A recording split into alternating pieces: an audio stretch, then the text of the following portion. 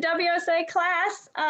This is the local government class. And I just want to say that I'm in Anne Arundel County. We are so lucky to have the county government and the city government and the state government really focused on customer service, engaging its constituents and residents, businesses. We are really lucky that we have real partners in our local government. This session is specifically designed to introduce you to some of the agencies and the people at those agencies, and also citizen commissions that are part of our local government, which is tasked with some of the carrying out some of the clean water regulations. And I'll say that when WSA was founded in 2009, in part by the Director of Public Works then, one of the big important parts of the structure of the Academy was a close relationship with the local government. So that's really important, and we could not achieve bay restoration without that. And so tonight we're going to have two different panels. We're going to have a panel that includes agency representation and citizen commissions.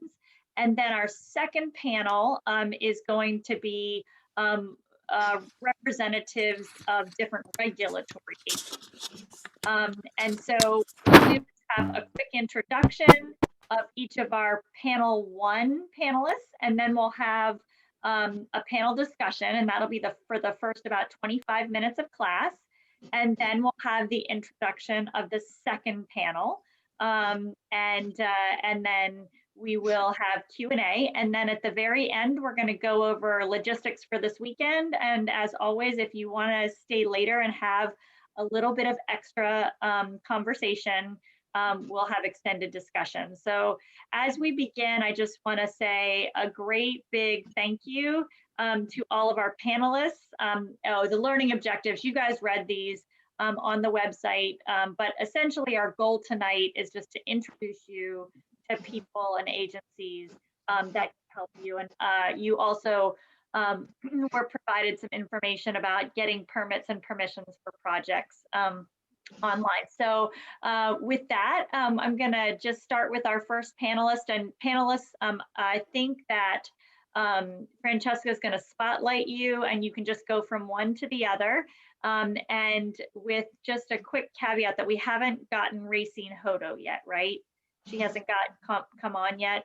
Francesca, is that right? Okay, so we'll skip her and come back to her when we can. But Eric, thank you for starting us off, and welcome. Thanks, Susanna. Really enjoyed the opportunity to be here talking to stewards again, and to answer some questions that folks have. I'm Eric Michelson. I'm the Deputy Director of the Bureau of Watershed Protection and Restoration in the Department of Public Works with Anne Arundel County. Our program has generally been responsible for a lot of the county's clean water efforts around stormwater, both with our local state MS4 stormwater permit, and then the Chesapeake Bay TMDL, the total maximum daily load, the pollution reduction goals that EPA has put in place for the states. Those have been our primary focus. We're also, upon becoming a bureau last year, we're also involved in dealing with stormwater conveyance and collection issues, as well as storm drain and culvert repair. So all of those responsibilities fall within our bureau in Public Works. I'm happy to talk more. We also administer a grant program that I can talk about some, as well as have a education and outreach program that we coordinate with watershed stewards as well. So if there's other questions, happy to talk about any of those things.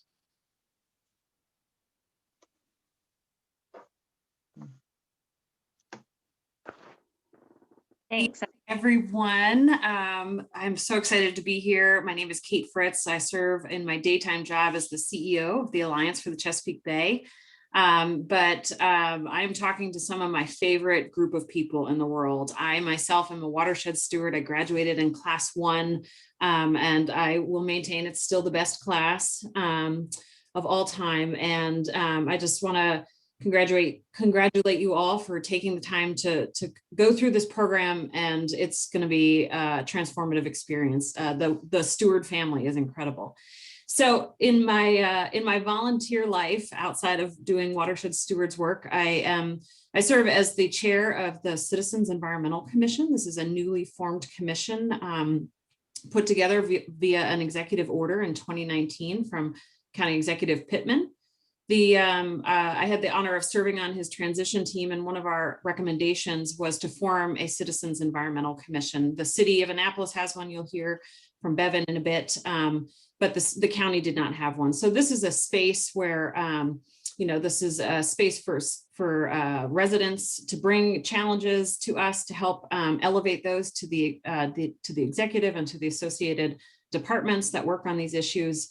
And we really work in 5 key areas so far. We've been working in resource protection and restoration, green energy and waste, smart growth, environmental justice and education, and climate change. So the commission is made up of 12 representatives. There's 9, there's a couple, I can't remember if it's 9 or 8 representatives from the watersheds of Anne Arundel County. And then there are organizational representatives, and like myself, I represent the Alliance for the Chesapeake Bay on the commission. So I'm going to put a link in the chat, and you all can check out our website. You can sign up for email notices of our meetings. We meet monthly virtually, and you can learn more about the commission and submit questions in ways that we could potentially help you. So to keep it short, Suze, I'll end there. Thanks, Kate. And so is Racine on yet? Did anyone see her yet? No, not yet. So let's move on, and we'll go to, I think Bevan is next.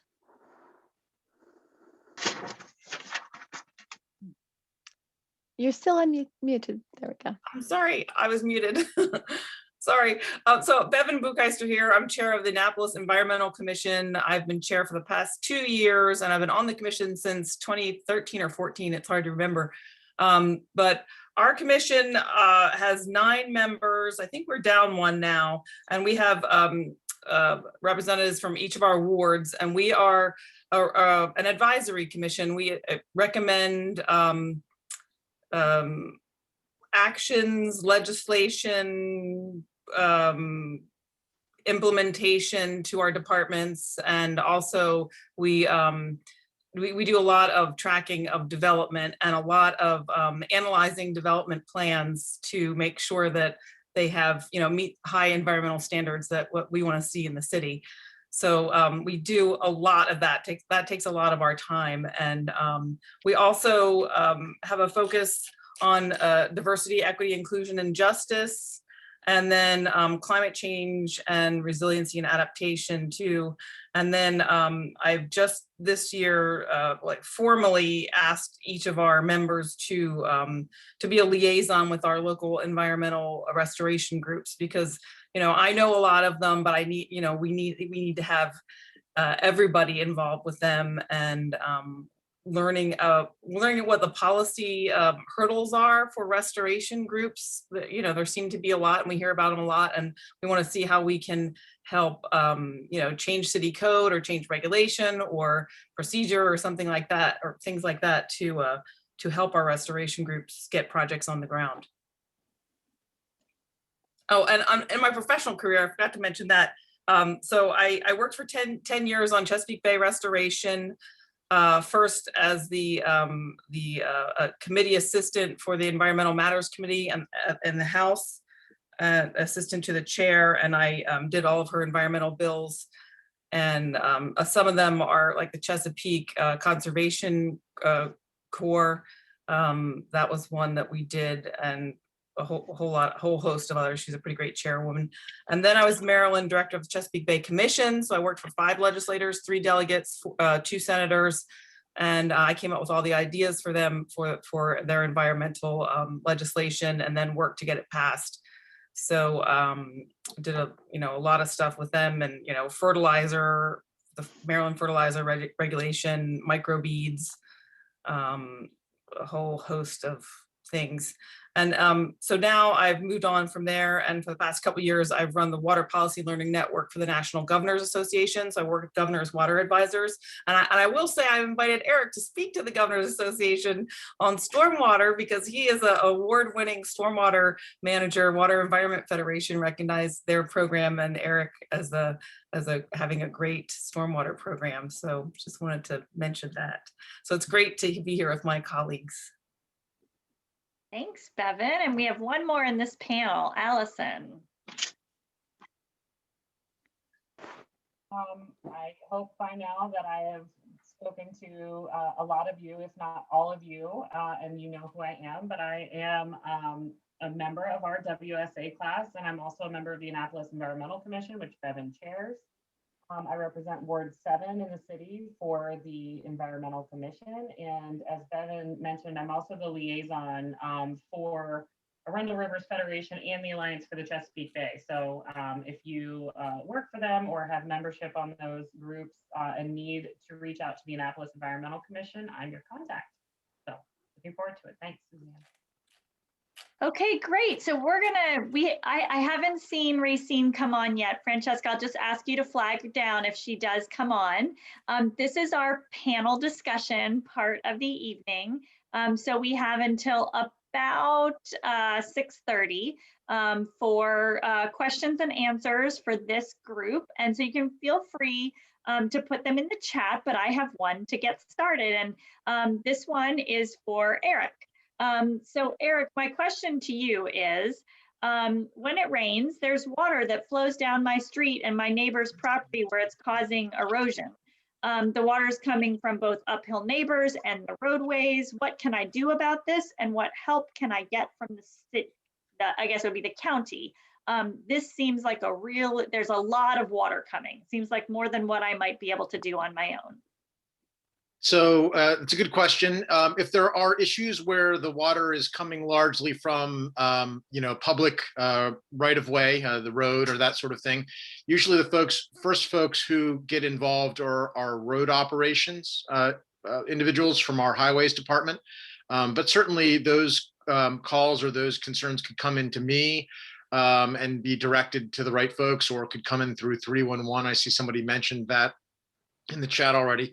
And then, potentially there's a possibility that the county would take steps to try to resolve that, or to mitigate the water that's running off of the road and causing those issues.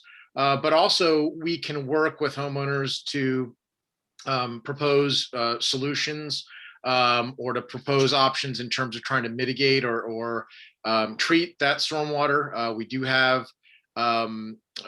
a staff member, Sally Albright, who is our grant manager. We work closely with Watershed Stewards Academy so that if there are sort of community scale efforts that need to be addressed, we oftentimes will try to engage stewards in those efforts to try to figure out, is there a community scale approach that can be taken to look at how these issues are being addressed. We can also help point people in the direction of WSA, who's managing our Replant Anne Arundel program, which is an alternative option potentially if something like vegetative stabilization could be an option in those cases. So if there are questions, certainly they can be directed to our program, and we can try to figure out what the best vehicle is for responding to those, and whether it's either a public issue that may need to be addressed by the county, or a private property issue that we can help provide technical assistance to solve. Okay, great. Thanks, Eric. Sure. We have a question in the chat from Kate. So Kate, why don't you unmute, Kate Vogel, and unmute and ask your question about City Dock. Hey, hi, everyone. So I moved to Annapolis in August, and since I've lived here, I've gone to City Dock a few times every week, and it's just been a really interesting place for me to witness, kind of what happens during high tide and how people go and feed the ducks. But I know that with climate change and sea level rise, that it's changing tides, and I'm just kind of super interested in doing some sort of project where we could educate everyone who comes down to City Dock during like these high rain events or storm events, or things like that to say, here's what's happening and here's why you're seeing more water and maybe why you're seeing more ducks. Also, maybe why you shouldn't feed the ducks. I'm just really interested in doing something like that, some sort of educational thing about tides and climate. And I'm just kind of wondering if any of you have jurisdiction over that or recommendations on who to get in touch with. Well, this is Bev, but I wouldn't say I have jurisdiction over it, but the Environmental Commission has been involved in issues like city dock flooding, and the city does have some grant money, and they started, they went through a big process last year to look at resiliency on city dock and just sort of redesigning it as well to make it, a better public space. But they did put in pumps on one side, and then they're putting in pumps on another side. Unfortunately, they had to take out a little piece of like a rain garden, I think, that the county had put in right next to the school there, that little elementary school, to put in these water pumps and underground, I forget what they're called, the cisterns and things like that. So, and they are blocking off the intake valve. So the water is coming up, it's rising sea level rise. And on the USGS site, I think it was, or it was NOAA's site, I think Annapolis was one of the cities that had like the most increase in tidal flooding out of like all the cities in the United States. So they are closing the storm drains so it doesn't come up through the storm drains, because that's where it is coming up through. So they are, working on that and they're talking about like a $60 million project to elevate the dock. So, that's a huge expense, and, funding is a big concern about that too. So I think we're going to be talking about that well into the future at our commission, but I also like your idea of educating people. I mean, that is something that we mentioned too. Like, this is a perfect idea to educate people on climate change, like where those pumps go in, why. And we thought it'd be cool to even leave some, like a panel open where people could, kids always love to see, it's next to the playground, kids love to see pumps and things like that, and be able to say, okay, we've got you here, you're looking at this thing, why do we have to put it here, and why is this happening to our city? So we do really like that idea of a public education. So we'd love to hear your ideas on that and work with you on that. That's awesome. I have been thinking about this for so long, and I'm not sure if Noelle is on the call, but I have talked to her about this almost every week. And so I will definitely be in touch with you about that, because as somebody new here, I'm like, oh, the thing to do is go to City Dock. Yeah. And my first day of work, I lost power because of Hurricane Isaias, and I went to City Dock and looked at all of the flooding and everything. And so I think there's a lot of potential there to make an impact with the project, but also educate people on it. So I'll be in touch. Yeah, great. Nice. Lynette, do you want to unmute and ask your question? And then it'll be Elizabeth. Oh, sure. And we're My going to try question- to get to several questions. So maybe we'll just have short questions, short answers. Okay. Sorry. That's hard. I know. Well, okay, short question is, how do you prioritize what stormwater or projects on county property get attention?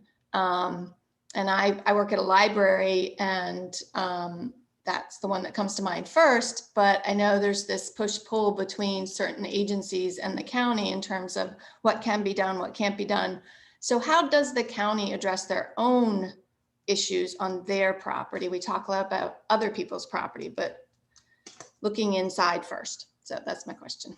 Sure, that's a great question. So in terms of our capital program, which has been underway for about 7 years now, the initial prioritization was based on the watershed assessments that the county did as part of earlier permits, basically sending consultants out to walk the various watersheds throughout the county and identifying areas that were high priority opportunities for restoration. And so some of those have fallen on private property, some of them have fallen on public property.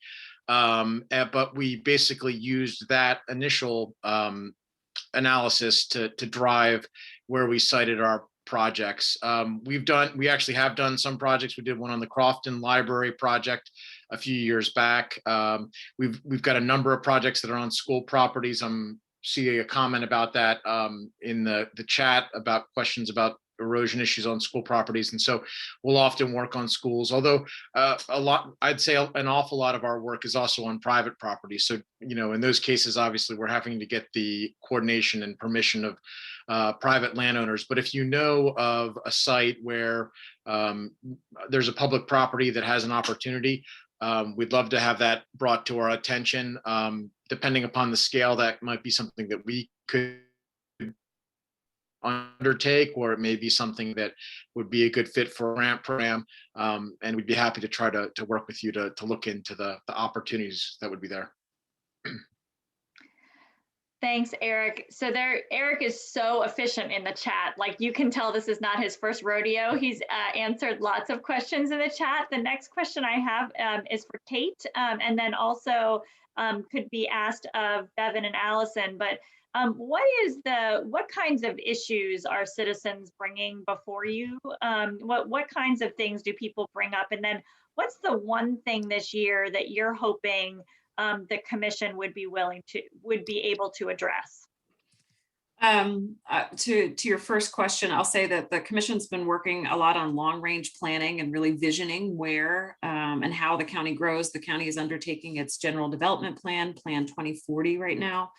And we've been very involved with that and helping create policy that's really setting up the correct protections for our natural resources, the correct restoration. It's considering equity in access to green spaces. And so that's one way we've been involving the public is, kind of through that process, welcoming comments that, we can incorporate into our thinking. Another example is we have a community down in southern Anne Arundel County that lives on Sands Road, and they were having drinking water issues and a lot of truck traffic in a historically minority community. And so we were able to connect that community with the county administration and Eric's shop and a couple others to help make some improvements along the way. So that's another place we helped out. And I forgot your second question, Suze. It was about the future. I think you sort of answered it. Okay.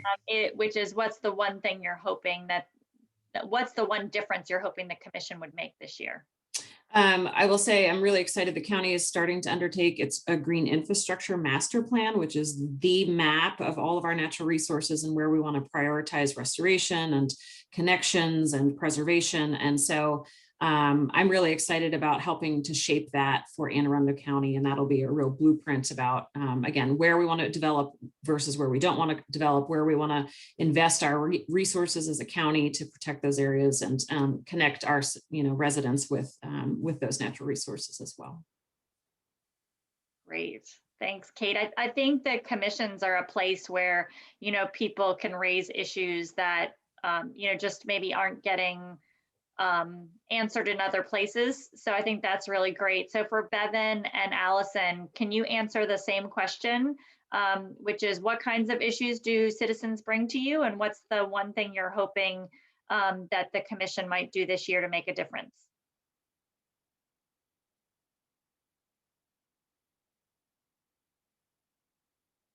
Bevan, I think you're muted still. Darn it. I do this all day, but okay. So development issues, people bring development issues to us, and people are really always upset when trees are being taken down in development. And that was one of the recent things that we did just over there on Annapolis Street, where 2 large trees were in the plans to be removed. And so people get very exercised about that. But I also find that people don't know what the laws are. When you talk to the community associations about it, to go, hey, can you all weigh in too? Because we're weighing in. If we all get together, it'll be more effective.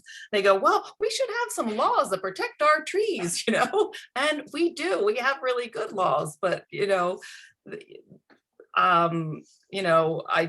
we don't have an environment department anymore, and our tree people got put in public works or planning. So there isn't a real environmental lens on a lot of our development. So we do provide that. And Allison just did an amazing job reviewing a huge project. Go ahead and tell about that, Allison, Bemby Beach Road project. And like access issues, we are really involved in like trying to preserve public access in the city to the water. Yeah, so one example of a recent one, and you know, I don't know if it was brought to the commission. It's one that's been under review for a very, very long time in the city, but it is one that I heard about personally from others in the area because it is planned for the ward that I live in. Was a 45 unit condo on 5 acres of undeveloped land that is directly on the Chesapeake Bay. So it's one of the very last opportunities in the city to have Chesapeake Bay waterfront access for residents of the city. It also has currently a non-tidal wetland, which under the sea level rise scenarios for the Annapolis area are likely to become tidal wetlands and marsh area. And so we have developed an extensive set of comments to present to the city as well as the developer on the value of those wetlands, the value of those trees directly abutting the Chesapeake Bay, as well as the possibility to you know, preserve public access to that place because, you know, both the county and the city are highly developed areas. So our opportunities to preserve areas that are not developed are slim and rare. So we try to, as much as possible, preserve what we have because it's a lot easier to preserve good places than restore degraded places. So we had preserved a lot more than Watershed Stewards Academy may not be needed, but we are very sorely needed. So I'm glad we are all here. But that's a recent project that we have worked on. I know the city is as well going through a review of its comprehensive plan, and it's sort of in the early stages right now. We have gotten some preliminary presentations from the city staff on that, but I think there'll be further opportunity for public input, and I'm sure Bevan and the rest of the commission members, including myself, welcome input from you guys on that. Yeah, and I think that's the most important thing we're doing this year because they last for like 10 to 12 years. It depends on, you know, when they're supposed to last for 10 years, but that really guides where development goes and where we develop and how we develop. And so of course that really impacts all the environmental, you know, health of our city. And so the developers are very, you know, involved and looking at that very closely. And we are too. You know, it just takes a lot of time and it takes a lot of help too. So if anybody is, you know, wants to help out on that, we do need extra help on that. And we really want to involve climate change in this comp plan too, and adaptation to climate change. And, you know, it's really hard when you know, when developers are saying that trees are dangerous and they can fall on people. And, you know, for climate change, we need more trees, and we're trying to preserve our tree canopy and our, you know, tree canopy goal. I mean, here's just a story for you about our tree canopy goal. I think our goal was 50% by 2030, something like that. And our city had been interpreting it as, you know, they look at each lot and go, okay, if you save 50% of the trees on that lot, then you're good. You're meeting our 50% goal. But of course, that's reducing trees, and we're not at 50% already. So, I mean, we get involved in a lot of that, like how things, we have really, really good laws in the city, but they're not always interpreted in the way that they, you know, that I would, and you and I would think that they should be interpreted. So we really, you know, have to keep on top of that all the time. Bevan, that is such the perfect segue to the next panel, which is all about regulation and enforcement of regulation. But before we let this panel go, I'd like to have a lightning round of answering one final question, just in a word, phrase, or sentence. And the question is, what is the one thing that residents of the county or city can do to restore local waterways? Just one thing. And we'll go beginning to end. So Eric, you'll go first. Yeah, I got a similar question to this at the the conference, and I think I'm going to answer it similarly because I believe in it, which is to say, try to find what you can do in your community, in your backyard, to make things a little bit improved. Is that putting in a pet waste station in your community so that dog walkers can make sure that it's as easy as possible for them to pick up after their dogs while they're walking them through the community? Is it putting a rain garden in a community parcel where there is no stormwater management? Is it planting some trees in an area where you've got an opportunity and there's funding or trees available for that sort of thing? I don't think that's the only way that you can do it. I mean, I know that's not for everybody, but I do think that kind of thing, nobody's going to be looking out for your backyard or your community like you and your neighbors will be. And I think that that's a important role that each of the folks who are involved in the academy can play. Thanks, Eric. Kate? I would say coordinate an event in your community to help beautify your community, like a trash pickup. I know, I think Lucy's talked about Project Clean Stream previously, but I would say that's the best way to, one, get out and make a direct impact cleaning up your streams, and two, get out, meet your neighborhood, and to Eric's point, build that community so that you can all move the needle for cleaner water in the same direction. Thanks, Kate. Bevan? Thanks. Well, when I remembered this question, I was thinking about it like all night and today, and I listed a whole bunch of things, but now I'll pick my top one. So I would love it if watershed stewards would offer to help the Annapolis Environmental Commission with reviewing development plans or legislation, or bring us policy ideas. So for me, like large systemic and policy change is the way you make change at scale. Thanks, Bevan. All right, Allison, you'll round us out. What's the one thing?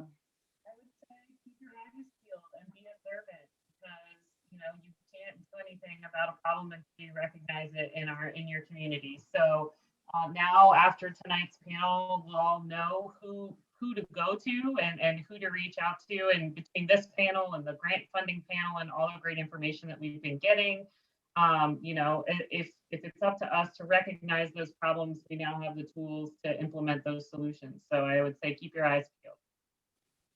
All right, perfect segue. So let's give this panel a virtual round of applause, and we'll ask Josh to pull up the next panel.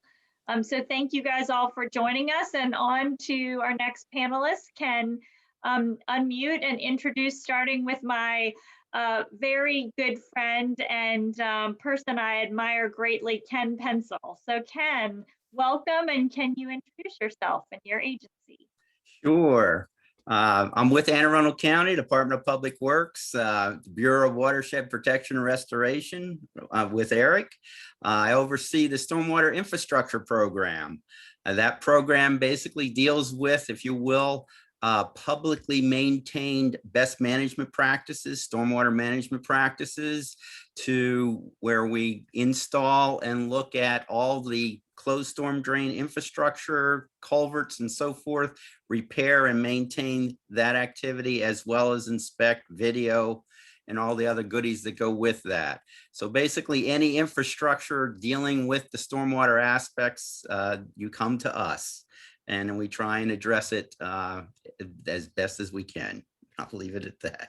All right, I think Josh, Ken has one more slide you want to flip through. I think he spoke to it, but this is his illustration of. Yeah, basically you're seeing in here the closed storm drain systems, maintenance on BMPs, where we're going out and clearing the low flow risers, picking up trash or whatever, to the whole, if you will, installation of new structures, which you're seeing there on Elverton Road, where we put a new, what we call a broken back culvert that actually takes us from one elevation down to another, and then has a step pull system below it, to the video program where we go through and video the storm drain systems to find out where we need to go in and do repairs, and such as slip lining or an in situ lining that we put into the existing if you will, storm drain system and culverts that are failing, a lot of them being corrugated metal and they've reached their end of life, to the elements of just good inspection and then ranking our projects so that we can go forward and utilize our capital improvement funding in order to provide corrections for that. All right. Thanks, Ken. Who do we have next? Jay. Welcome, Jay. Introduce yourself. Hey, Jay Hop from Inspections and Permits, Code Compliance Supervisor for Anne Arundel County. So basically, we oversee the application for standard grading plans throughout the county for small projects under 5,000 square feet. And also, we oversee the complaint division where we receive complaints of either tree clearing, grading, all those no-nos that you shouldn't be doing in the critical area and 100-foot buffer without approvals from the county. Great. Thanks, Jay. Can you go to the next slide, Josh? Okay, so Racine hasn't joined us yet. Is that right, Francesca? Yes, correct. Okay, next slide. All right, and rounding out this panel, Charlotte. Hi, my name is Charlotte Sheeran. I am a regional program chief with the State Critical Area Commission. So I work for a state agency as opposed to a lot of the other participants who are with more local groups. But at the state level, we see our role mainly as helping the local jurisdictions implement their critical area program, because while the critical area law is a state law, it is implemented at the local level. So every local jurisdiction has its own critical area program. So Anne Arundel County's program is different than the city of Annapolis's program, for example. So, you know, our role is kind of helping the local jurisdictions implement their programs. James, we receive a lot of calls from citizens with reporting of potential critical area violations. Typically, we send those citizens along to the local jurisdictions, though. We do kind of stay in touch and make sure that the issues are resolved at the local level. And if our assistance is needed at the state level, we are always happy and willing to do that. Okay, great. So we have a couple questions for you guys. I'm going to ask Nancy Evans to unmute and ask her two questions, since these were the first two questions that popped into anyone's head when we talked about local government. So Nancy, take it away. Hi, these are two relatively easy questions, I think, but how long does it take to get a permit once you apply for one? And if you call in on a 311 call to complain, does your neighbor know that you've called in about them or not? Thank you. I think I could field this one. As far as a permit, are you referring to standard grading plan application, or is we can use that one? That's a good one. What's that? Grading permits would be a great one to discuss. A grading permit, wow. Well, there's a lot of variables involved with a grading permit. It could take 1 to 5 years to obtain a grading permit through planning and zoning, and then review through all the applicable departments. When you're talking about a standard grading plan application, under county code, there's a maximum of 30-day review period for the standard grading plan, and it could take as little as a week to 2 weeks to either get a approval or a comment letter back from our division for that. Jay, that's a really, really good distinction. I'm glad you made it. And Jay actually made this distinction with me when we were having an exchange back and forth. So I'm sure all of you read from cover to cover the permitting cheat sheet that we've helped to put together. And we called it the permitting cheat sheet, but really for most watershed steward level projects, there aren't really permits. It's really more like permissions. So the standard grading plan application that Jay referenced is really for smaller sites that don't have as much disturbance, that just need a review. Whereas the big building or grading permit that he was talking about is for larger projects with much larger reviews. So for most Steward projects, you know, we ask people to plan 6 weeks because you never know. But for bigger projects that maybe are in the water, you know, in the tidal zone or require, you know, bigger engineering, it can take quite a long time.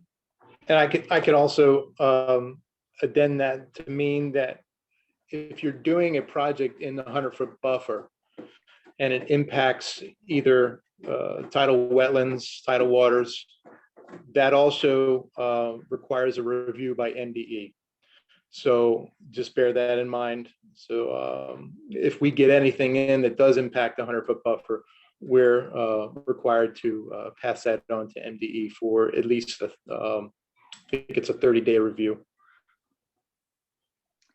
So, so can you answer the second question about 311? If someone calls, do they know? Do the people that are being complained on know their neighbor complained? No, not unless you want them to. If you put your name on the complaint, then yes, your name will show up as being the complainant. But if you wish to remain anonymous, you can do so as well. And if you remain anonymous, you can still check on what happened with that complaint. And there Correct. are directions. I think Jay gives directions on his presentation about how to do that. Yeah, if you go to the inspections and permits main website on aacounty.org, you scroll down. I believe it's on the bottom right-hand side of the page. It's called the Code Compliance Database. You can enter an address or a tax account number, or either your SGP, E complaint or B complaint number if you know those numbers, and you can track those complaints. Great, thanks. Lynn Michael has a question about the critical area buffer, which might be perfect for Charlotte. Lynn, can you ask your question? I can try. I read through all the materials and started getting a headache because I kept running into quotes that seemed to be conflicting, and maybe I'm just misunderstanding them. One example is the Chesapeake Bay critical area extends a minimum of 1,000 feet landward. Another quote was the critical area commission keystone is preservation of a 100-foot naturally vegetated forested area landward. And then I'm familiar with a 100-foot buffer having to apply to the city for a permit to deal with dead trees. So what's a 100-foot buffer and what's the 1,000-foot mark, and what do they both require if we're going to do work inside either of them? Sorry, it's a complicated question.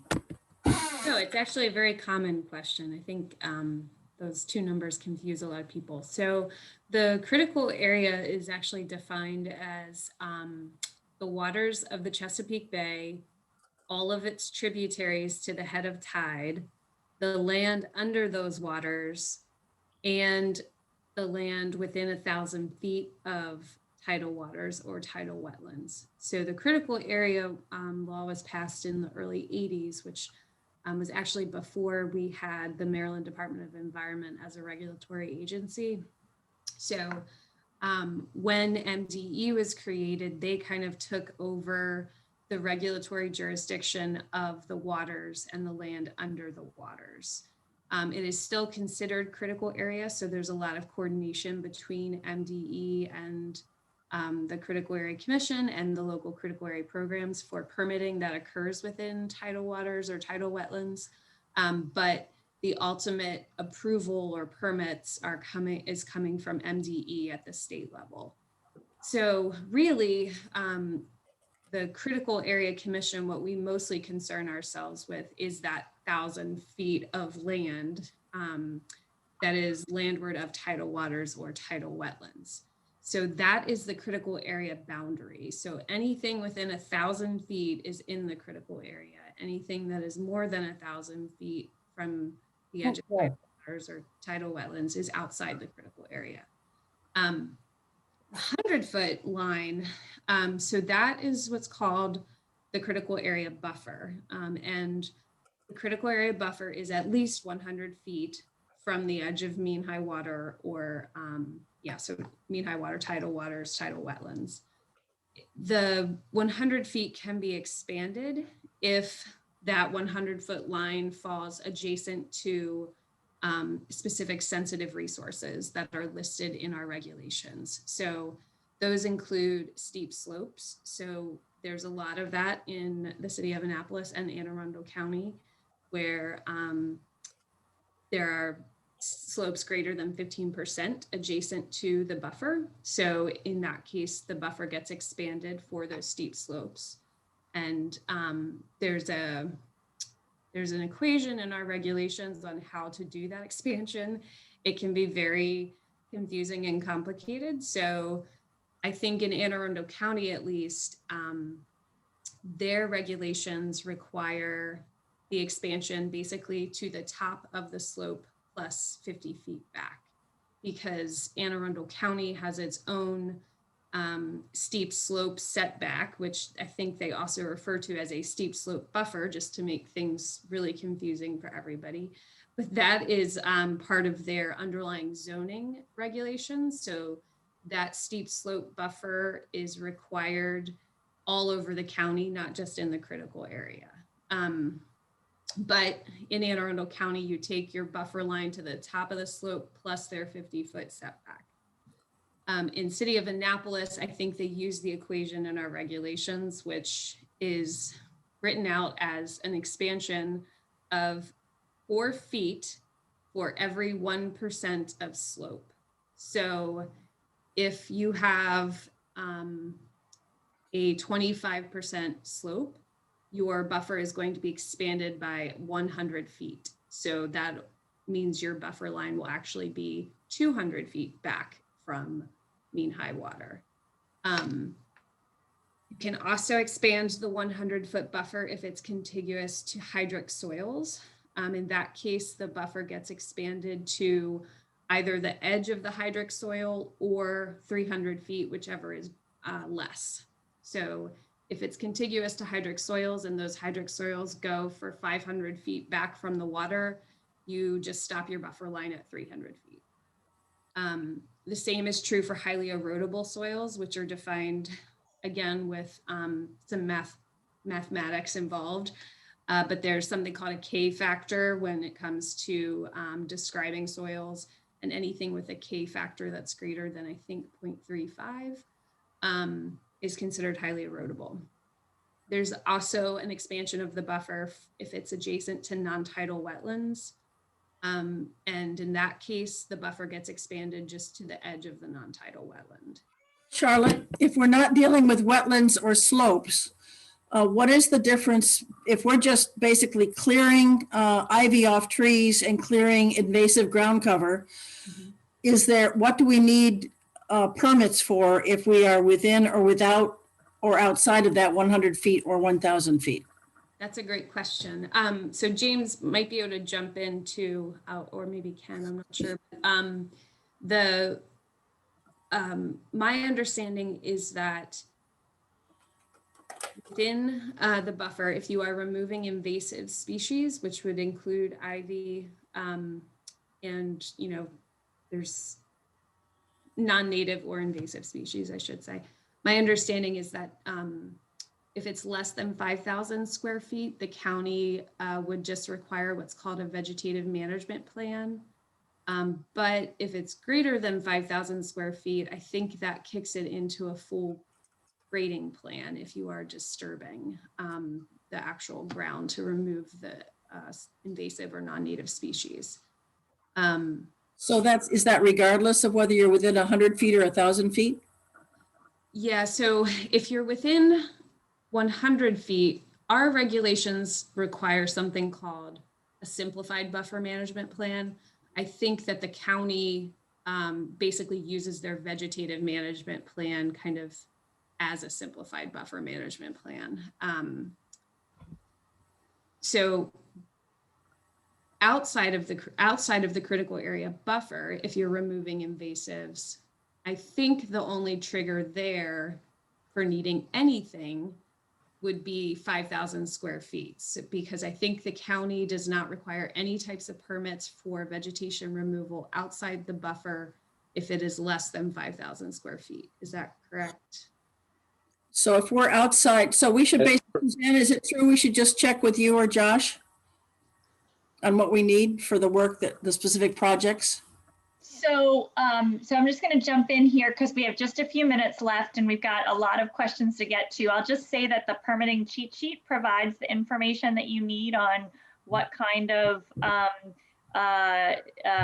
things you need for the county. Now, the city does have a buffer management plan, and the link should be on the city contact.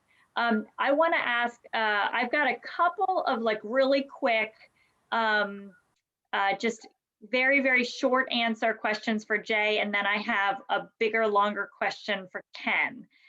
So Jay, here's my short answer questions for you. We had 2 questions come in about what if we want to plant things, like if we want to plant trees in the county floodplain, or if we want to plant trees in the buffer, do we need permission? Well, the floodplain, that's an ownership question, and you would at least want to get some approvals for planting in or disturbing the floodplain. On your own property, you can plant whatever you'd like to, but we encourage native species, of course. In the 100-foot buffer, especially, we'd like native species to be planted and propagated. Okay, and here's the last short answer question for you, Jay. What if I have this is coming from Elizabeth Lee, and what if my project that I want to do is in the county right of way? Can I do a project in the right of way? That would require DPW approval if you are going to be doing a project that would impact the right of way. Yes. And so those contacts are also on the permitting cheat sheet. And it is somewhat difficult. Okay, Ken, here is my question for you. Can you talk a little bit about the stormwater management practices that the county is in charge of maintaining? And how would someone know if, like in their neighborhood, they have a pond? How do they know if the county's supposed to maintain it or they're supposed to maintain it? Great question. Basically, with the stormwater management facilities, the county has established, if you will, if you're in a single family residential subdivision, most likely if there is a stormwater management pond that was, again, all of these practices built before, we'll say 2009 or 2010, where we went into environmental site design practices, which were very small practices all over your development. In the old days, you had 3 stormwater management ponds in your subdivisions. They would most likely be maintained by us. The community still owns them. The homeowner association still owns it.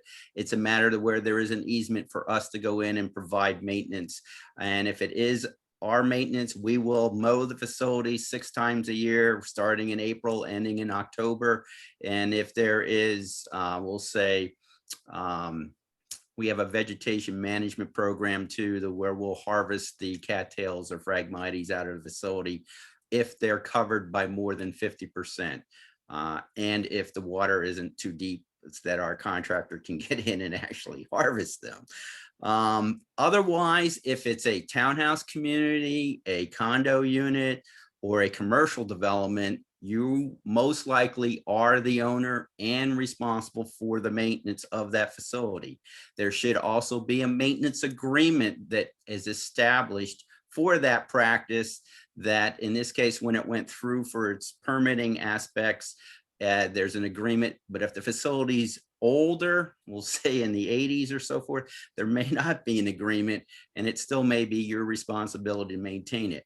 Now, Eric had brought up earlier in this presentation where at times we will go out and basically take over a private facility. And I'll use a townhouse community like Mill Race, where we went in and took over the facility and retrofitted it and brought it up to, we'll say, current standards. And therefore, we now become the responsible agency to maintain that. At times, we've also gone in and retrofitted situations where we will say included additional bioretention cells and so forth. We may only take over the structural maintenance, and the community would continue to provide any kind of vegetation management and picking up the trash and so forth for those facilities. So to find out what it is for a specific project, you can try and go through and use the GeoCortex link and turn on BMPs. And if you go into the data, you'll usually see areas where there's two R's meaning private, and one would say for ownership and one would say for maintenance. That would tell you that it's your facility. The other way is if you go in through engineering and plans, or as-built as we call it, you can usually pull up the plan in itself and see whether it is owned by, in this case, the community, or if it's being maintained as a public facility. Or the easiest way at times is just to call our number, and that was basically 410-222-7973, and we'll go in and research it and let you know who is responsible for maintaining it. If it is a private facility, inspections is completed by Inspection and Permits Department, and they will then come out and inspect the facility usually once every 3 years, and they'll give you instructions on what needs to be done in order to bring the facility back into compliance if it's considered a private facility. Hopefully that helps. Ken, that was perfect explanation. This went by so fast. I'm going to let Josh pull up our ending slides while I give a really heartfelt thank you to Ken and Jay and Charlotte and our other panelists. Thank you for spending time with us tonight. We are going to have additional discussion at 7 o'clock if anyone wants to hang on.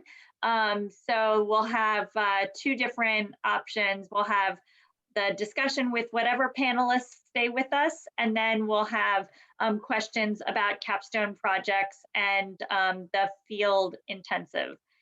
So just really quickly at the end, our important dates are up here. Most of them should be pretty self-explanatory. We have a class on Saturday, which Josh is going to talk about. And then most of you should have been contacted by your new pod leader, except if you're in my pod, because I am the weakest link.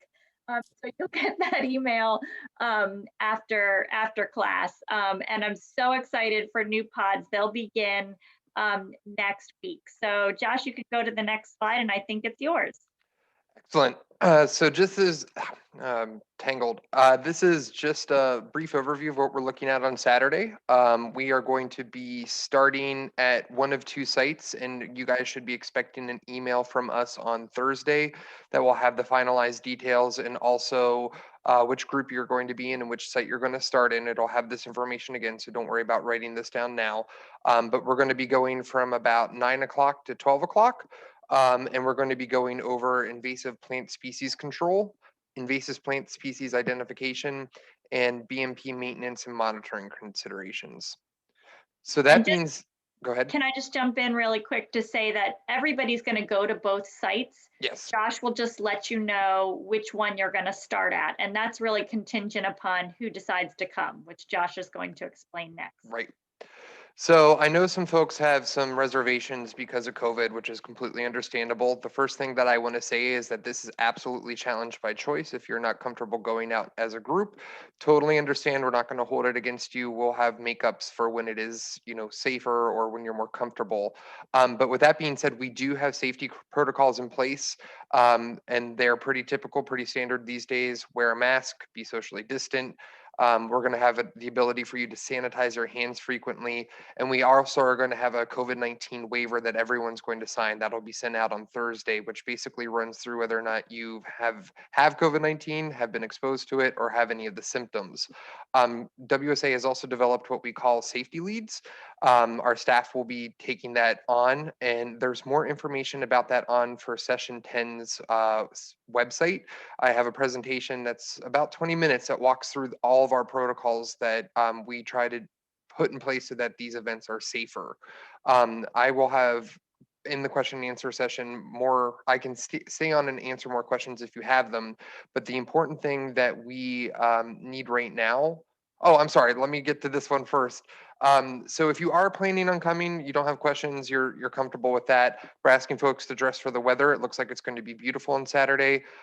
Wearing shoes is important. We're going to be in and out of brambles and such. So just make sure that you have that in mind. We're asking you to bring your own water and snacks. That's part of the protocols. We don't typically share food these days. And this is a big one. If you have loppers or hand pruners and gloves, please bring them because that reduces the amount of tools that we need to clean in between uses. So if you have a couple of those, that would be awesome to have you bring along.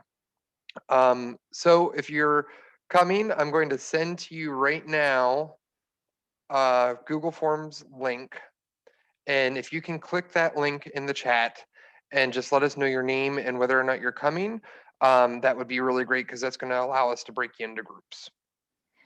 Hey, Josh, can you just say, I know we're at 7 o'clock, but just so that people have the right expectations, can you tell people physically what they might expect? I know that we have a wide variety of physical abilities, and this will be the first time we're together in person.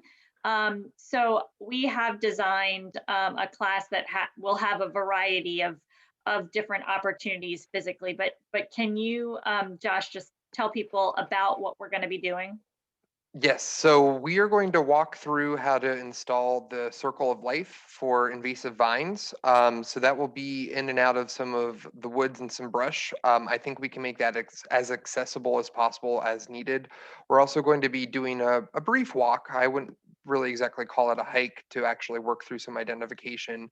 And then we're going to be looking at 2 sites to do a monitoring checklist and kind of walk through what that looks like. So there is going to be a bit of walking, so keep that in mind. And we are absolutely keeping in mind that accessibility. So we'll definitely be able to work with you and make sure that you're comfortable.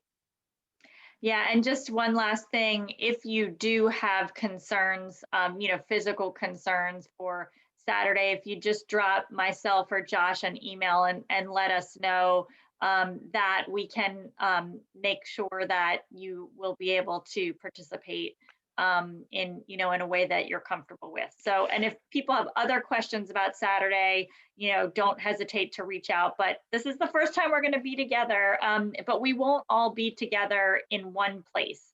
So because the governor's outdoor gathering limitations is still 25 people. So we'll be splitting the class in half. So you'll be together with half the class in person, which will be really exciting.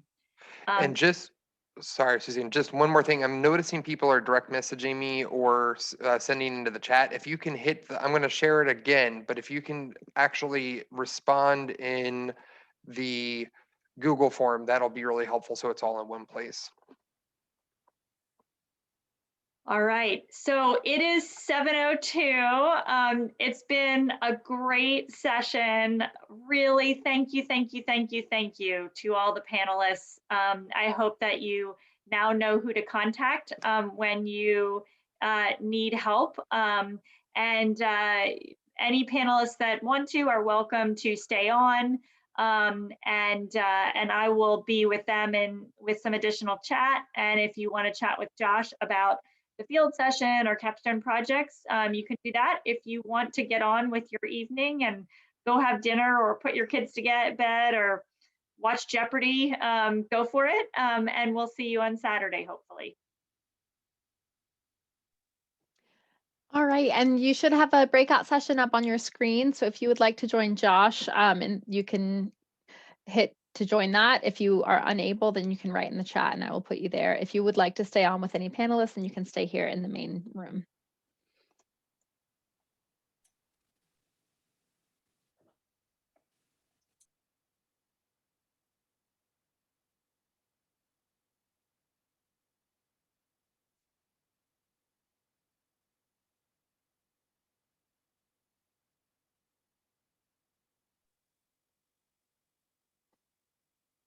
And yes, we've got Bevan here. So if anybody has a question, I think you can go ahead and ask. Yeah, we have Bevan, Jay, Ken, Charlotte, Eric, Oh, now I lost everybody. Our panelists are all here and we have a small group. So please feel free to unmute yourself and ask questions. I'm just curious, what's the new, my neighbor just put in a screened in porch and she was surprised when the builder said he needed another $300 and she had to buy trees for native trees. It sounds like a new regulation. Is anyone familiar with that? I mean, obviously it's for real. I'm just curious what that's about and where that came from. If it was done under the building permit and it's in the critical area, then stormwater management needs to be assessed under Article 17 for the added lot coverage for that structure. So that's where the trees requirement came in. Usually that's done on a 100 square foot basis. For every 100 foot, it's a 1-to-1 lot coverage requirement to be assessed. And you can either plant a mixture of trees or shrubs, or possibly a fee in lieu, but usually they try to get some vegetation in the ground first. Is that a new regulation, like new as in the last 10 years or? No, that's been in the critical area law and Since also the beginning. in county code, yeah, Okay. Article 17. Okay, we definitely broke the law 20 years ago. I just assumed it was something new. Okay, thank you.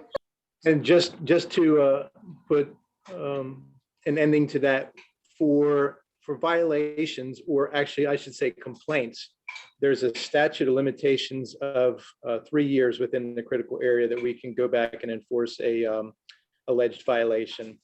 Outside the critical area, there's a statute of limitations of 1 year. So if nothing happens and we don't hear or see anything and nothing comes in, then we don't typically file an enforcement case for that complaint. Thanks, Jay. We just got joined by Racine Hodo.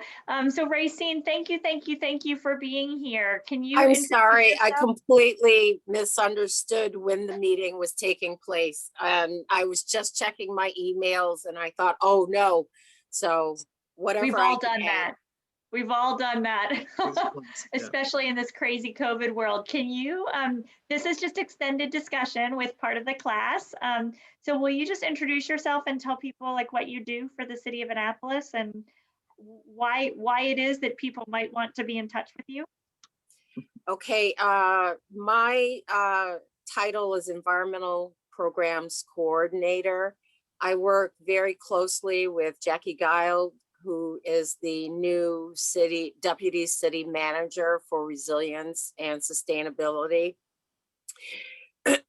What my salary is at least a portion of my salary comes out of the watershed restoration fund that is collected. So I do a lot with stormwater management projects. I am the keeper of all restoration projects in the city. So if you have any questions about any restoration projects that are going in, big or small, I am part of that. There, I work with Public Works with the city's MS4 permit through MDE. Right now we're working on an IDDE manual, which is identification, detection. No, it's illicit discharge detection and elimination. So it's all about if there are spills or any illicit discharges that take place in the city. So we're putting together a manual. This is required as part of our permit. So we're just fulfilling the work of the permit. I have worked on the city's CRS community rating system for flooding issues throughout the city. We're trying to join the CRS. If we join the CRS and we earn, for every 500 points that we earn, we get to jump up the scale. And for every 500 points, it's 5% savings for the residents for flood insurance through the city. Through FEMA or flood insurance. So a lot of stormwater stuff. I go out, I've been working on the city right now this year for the first time is working with the Chesapeake Bay Trust funding stormwater projects. That money is coming out of the watershed restoration fund as well. I work closely with Public Works. I work closely with the nonprofit organizations. We hold public meetings periodically, and I'm part of that. I'm a jack of all trades. I do whatever they put in front of me, to tell you the truth. Thank you, Racine. That's so helpful. Diane has her hand up. Diane, if you want to unmute and ask your question, that'd be great. My question is, I live in Crofton in an older townhouse community, and a stream borders a huge section of our community, and it's county floodplain. And over the years, all the stormwater from the community just dumps right into the stream, and it's becoming eroded, and the tree line is very thin along the bank.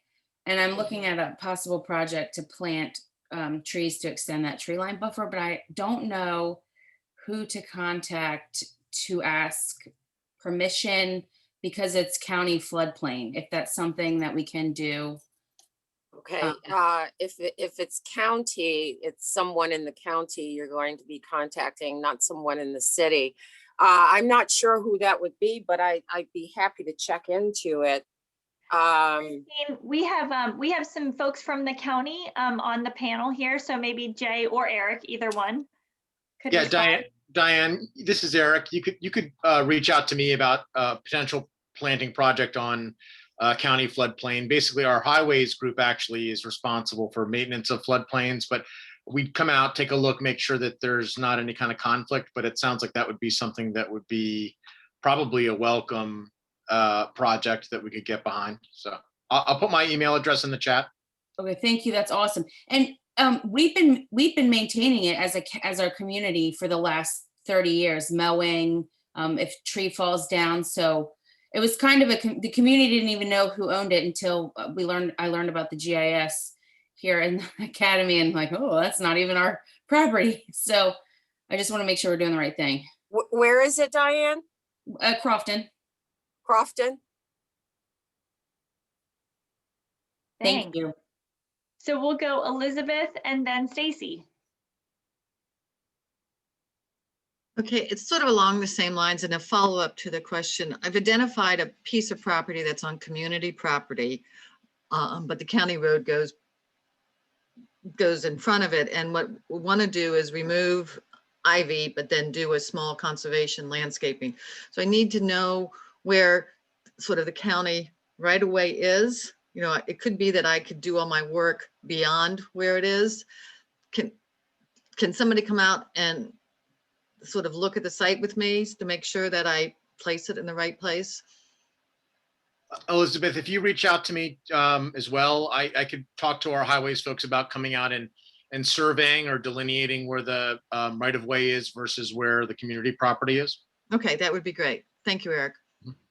Also, Elizabeth, on the permitting cheat sheet, there's the contact for the right-of-way office in the Bureau of Highways. So you can probably just contact them directly. Would that be okay, Eric? That would be great. That's who I'd go to. Yeah. Okay. Yeah. Okay, So I'll it's on go that route. Yeah, on the permitting cheat sheet for you. And the other part is there is a GIS layer that'll give you an approximation where you're at and what you're looking for. It'll give you some guidance of what the right of way line is. And usually if you see the telephone poles, usually the right of way line for the roadway goes back to that area, and that's the end of it. So just kind of a quick look when you're out there in the field, sometimes you can tell where the right of way ends for the roadway. So the woods goes right up to sort of the shoulder, and You I'd like to probably, plant as you're in more close, of a rural area, so you don't have that definitive line. right? So when I look at it, I need to know exactly where. And in the older roadways, you're gonna find when you look at it, that all we own is to the edge of the roadway. And that's just a matter of, because of how the road was platted way back when. Well, on the GIS, it shows that there's a buffer on either side of the road. It does, okay, all Yeah. right. Thank you. Oh, you're welcome.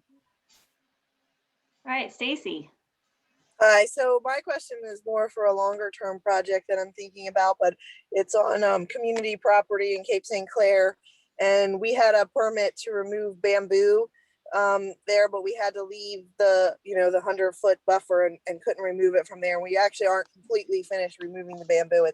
It's cut all the way down, but we're gonna need further, mechanized equipment to get it out. But my question is, so it is possible to work in that 100-foot buffer with additional permitting and a plan to replant? I guess my question would be maybe for Eric. Well, yeah, and James can correct me if I'm wrong. I mean, my opinion would be that as long as you've got a vegetative management plan from inspections and permits to basically eradicate the bamboo and then replace it with native plants, you're going to be okay. If you get pushback about removing the bamboo within the 100-foot buffer, I'd encourage you to reach out to me. But I think generally speaking, IMP should be comfortable as long as there's a replacement of vegetation for that vegetation that's been removed. Okay, so we did have, for the first part of the bamboo that we removed, we had a BMP, and we had to, we replanted some things as required, and that's all closed out. So obviously I'd have to get a new permit to remove that bamboo. But so is there like an additional thing from MDE that would have to approve that as well? It's more advanced permitting, or is it the same type of permitting? I just don't know why we didn't just do it all at the same time. I think it would just be inspections and permits. And James, correct me if they need a permit. Yeah, Okay. just the vegetative management plan would suffice, especially for bamboo, since it's invasive. Yellow bamboo would be the species I would imagine that what you're talking about. But yeah, especially if you're doing it on a year-by-year basis and you're trying to completely eradicate that, you want to try to get the vegetative management plan in on a yearly basis so that you continue to do that operation. And so, so if I wanted to be able to use equipment like a small bobcat or something to get those roots, because we really need to get all of it out of there, and is that considered grading? I mean, is that more? That would be considered grading, yes. Typically with the invasive eradication of the bamboo, it just involves the cutting and spraying. And you would need an additional permit from MDE for the spraying in the 100-foot buffer. But we try to discourage any kind of mechanized equipment in the 100-foot buffer. Okay, but what about beyond? So what if we did the mechanized equipment outside of the 100-foot? Outside of the 100-foot buffer would be, we could do that under a standard grading plan application if you need the mechanized equipment, but there comes into play also steep slopes considerations and the other environmental considerations. And then we wouldn't want to just replant. We actually need some, like, we're next to a boat yard that has a ton of runoff from their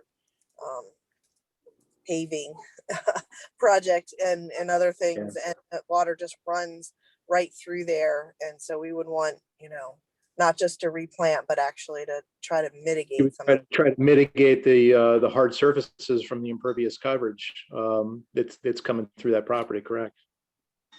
Yeah, well, we want to mitigate it once it hits our property and slow it down. And okay. So we're not going to get cooperation from them. Okay. Well, you never know. At least try to reach out to them, see if you can get some buy-in. They won't even consider clearing the bamboo on their side. So we're going to have to put some kind of barrier even in between the properties. So Yeah, there- and the difficulty with that is the bamboo is going to continue to grow because it's rhizomatous and it's going to be underground. About the only thing you can do is drive a 4-foot sheet of metal down into the ground so that it does not continue to encroach on your property. That's what we would consider. It has to be 4 feet. I was Yeah. thinking, but Yeah. right, huge expense. And Okay. it's a pervasive invasive. Yeah. So Suzanne, I was wondering if anybody wanted ideas for one of their capstone projects, because I have an idea if anybody hasn't decided on theirs yet. Awesome. Why don't you just say it? Because Okay, sure. If you go hiking back behind Annapolis High School and you get there on the what's that, Truman Parkway, you go past where the farmers market is and take a left into the office park there. You go all the way to the back and there's a trail there. Go back into that trail and it is littered with so many tires. And it's going to be a hard job to get them out of there. I was thinking, invite the Annapolis High School football team to do training one day and roll them up the hills, because they're down at the bottom of these ravines, but they're in the water and everything. There's so many there. So I think that'd be a great project for somebody to undertake. I could actually put you in touch of Dean Bullis with MDE. He's in charge of the solid waste complaints program also. Mhm. So just hit me up on my county email, and I could probably get him involved in that as well, because there's lots of old tire dumps around the county that he deals with. Yeah, okay. I mean, do they actually go and remove them, or what do they do? Typically, they try to involve whoever the property owner is at that location. Do you know who owns it, Bevan? I think it's probably the county. It's just like. It's by the county. library. It's by library headquarters, like by the health department? Or are you talking about closer to Annapolis High School? It's like, it runs right behind Annapolis High School, but you access it off Truman Parkway. I think the county owns the property. I'm not sure. It may be Recon Park's property, actually. Oh, well, Yeah, that would be so- the county, right? That's the county. Yeah. So one thing that a lot of stewards have done projects like that through Project Clean Stream, doing tire removals, and the county has at times provided dumpsters for those. So a lot of times the county will, if you're doing a big cleanup like that, they'll provide the dumpsters, which is really nice. Elizabeth has her hand up. I do. Am I on mute? Nope, you're good. This is a personal thing. At my house, I live on a property that's within the critical areas, but outside the 100-foot, I have a dead oak tree that is in danger of falling on my house. What do I need to do, if anything, to get it removed safely? If it's a dead tree and it is considered a hazardous tree, you do not need any approvals from the county for removal of that tree. Excellent, thank you. What I'll about the speak to her. city? Racine, can you speak, if she was in the city, could you say what she'd need to remove the dead tree or a live tree in the critical area? And you're muted, sorry. Yeah, I'm just not an expert in the critical area. I do know that we've got our urban forester, Brian Adams, on staff that addresses all tree issues, and Cynthia Godinez in our city and our planning and zoning department reviews all site plans for a critical area. I just don't know all the ins and outs of the critical area and what's required, but I can put in the chat area, I can give you Brian's email as well as Cynthia's. Great. And Racine, I'll add Brian's to the cheat sheet or the contact sheet that you helped us refine, because Cindy's is there. And I think you also put the links to the critical area forms that are needed. So if you guys are in the city of Annapolis, just know that resource exists in the the pre-viewing materials. So it's great to have those direct contacts when you don't know who to ask. I have another question for Racine, which is if you are in the city of Annapolis and you want to do a very small scale project on residential property, like a rain garden or a conservation landscape, what permission do you need to do that project? What permissions? Permission. Okay. Do you need any permission from the city? If you're there are a couple things. If you own the property or you're the property owner, everyone is paying the watershed restoration fee with their annual city utility bills.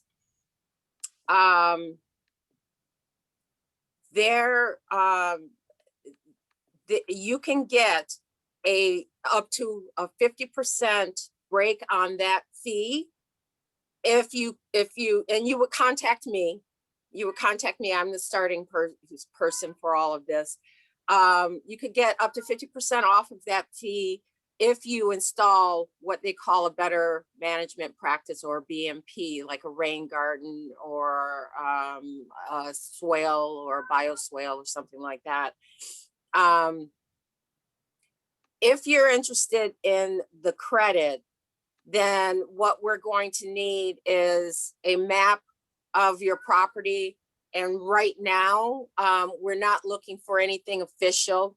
We need to just see where the property line is, where the property itself is, meaning, or any structures on the property, and where this BMP is going to be located. We have engineers on staff that we would set up a site visit, and we would go out and take a look, give you any kind of insight that they can as far as putting it in. And then you can go about putting it in your, I don't know if landscape companies install rain gardens. You can install a rain garden on your own, depending on how complicated you want to get with it. As far as contractors that install rain gardens, I can't make any recommendations, but I'm thinking a landscape company could probably install one. And from there, I would get the paperwork to the proper person in Public Works, and then we get everything processed for the fee discount. Yeah, that's it in a nutshell. If you want to put in something on your property. Within the city of Annapolis, that is, of course. So what I'm hearing is if you want to get the credit, be in touch with Racine. But if you don't care about getting the credit, you can just do it, right? Right. Okay. But if you're gonna install it, it's best to install it properly. So, I mean, I'd get some, if you can, I would get some professional input on installing a rain garden or something, a bioswale, so that it's installed properly, because there may be some grading that takes place. Now, and what I've talked about is something that's really small. If you're going to disturb anything more than 5,000 square feet to install a BMP, that's a grading permit. You need to start going through the process of applying for a grading permit. And that's 500 square feet or 100 cubic yards. And I do know in the critical area, it would be 2,000 square feet or more. If you're going to be disturbing 2,000 feet or more, you need a grading permit. You also need to go through the critical area. You need to go through critical area review if you're in the critical area. So, if it's something really small, if it's something really big, then it goes to a grading permit. Great, thanks. So Bevan just asked a question which Allison answered in the chat. Can watershed stewards advise people on installing a rain garden? So Absolutely, yes. Every watershed steward who graduates from this class should be able to clearly say where you can and can't put a rain garden. But what we don't do in the context of this class is we don't teach rain garden design to the extent that someone without a landscape background would just be able to do it. You know, watershed stewards come with all different backgrounds, and we used to actually do classes on rain garden design and installation. And what we found is that, you know, with the 2, 3, even if we devoted 4 or 5 classes to rain garden design, some stewards could do it, but most were uncomfortable doing it just because of there are some technical things with elevation and leveling things. And we're gonna, I mean, and if you're going to be digging, you have to call Miss Utility. There are steps that have to be followed if you're going to put a hole in the ground. Yeah. So Suzanne and Racine, and hi Racine. Racine, by the way, she staffs our commission. So so we work together too. So how about if people were just curious about like, oh, what's the first step? I'd like to do something. I don't know what to do. I mean, how is that something that the watershed stewards could come out and look at somebody's property and go, oh, well, here is the place you would put it, and here's kind of what it would look like, and here's the kind of plants that go in it. So if people like just take that, if they're, you know, rain garden curious. Yes, that's such a good question. So the answer is that any watershed steward should be able to do that. And if you know how to contact one, you could just figure out who your nearest steward is and ask them. However, most requests that come into our office, you know, they might not know even that there are watershed stewards or that they know how to contact one. So we have a group of graduated watershed stewards who are in an action group called the Residential Site Assessment Action Group. And so whenever we get a request like that, it goes to that action group and they follow up with the resident and come and do a site assessment for the resident. In fact, just today, Josh and I were finalizing an instructional video for this class on doing a residential site assessment. So our site assessment class is going to be on April 9th, I think. For your class, and there'll be a video and some presentations, and then when you graduate, you have the option of joining that action group if you want to, or you know, just any watershed steward can do that. That's a great question. Yeah, I would love to get our members of the commission to talk to their communities and really publicize that so they could contact you. So I'll have to get that information from you, Suzanne, to figure out how we can help publicize that in the city. That would be great. Yeah, happy to. All right, so it's 7:32.